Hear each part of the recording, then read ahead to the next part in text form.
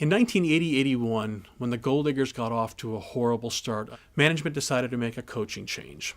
They talked to Jack Riley, who was the commissioner of the International Hockey League at the time, and said, "We want to make a change. Who should we look at?" Jack Riley said, "You need to go to Rochester to talk to Bill Inglis." They brought Billy in. Billy immediately inherited in 1980-81 a horrible hockey team, but he made some changes that made the difference, that really helped form the nucleus for what was to come. He then put on the ice one of the greatest teams to ever perform in the city of Toledo. He could recognize line combinations and put people together. Nobody could have dreamt that he could put myself along with Claude Noel and Dirk Graham to play on a line. I don't know if it was based on probably hockey skill, probably their personalities, but it just seemed that when he put people together, it just meshed.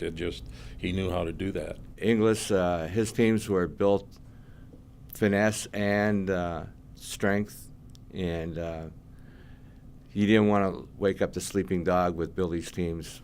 Oh, we were tough.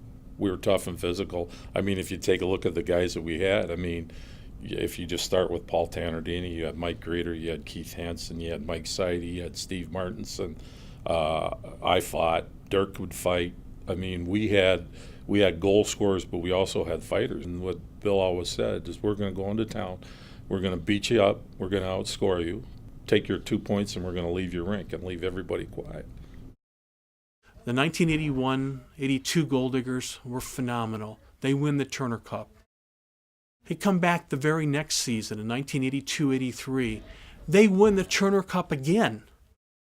In 1983-84, he doesn't quite have the talent that he had the years before that. He then puts together a team that is so good they unexpectedly make it all the way, only to lose in the Turner Cup finals. At the end of that 83-84 season, the Goaldiggers go out of business, and Bill Inglis is hired away to become coach and general manager of the Kalamazoo Wings in the International Hockey League.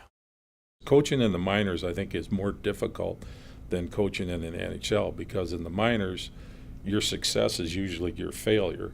And what I mean by that is that because you're successful, your team is doing well, your players are going to get called up. And then you have to adapt your coaching style to whatever talent that you have at that time. I think Billy let the guys play the game. And he was a great tactician, and the guys liked him, and that was a big thing. You like your coach, it's pretty important, and he commanded a lot of respect from the players.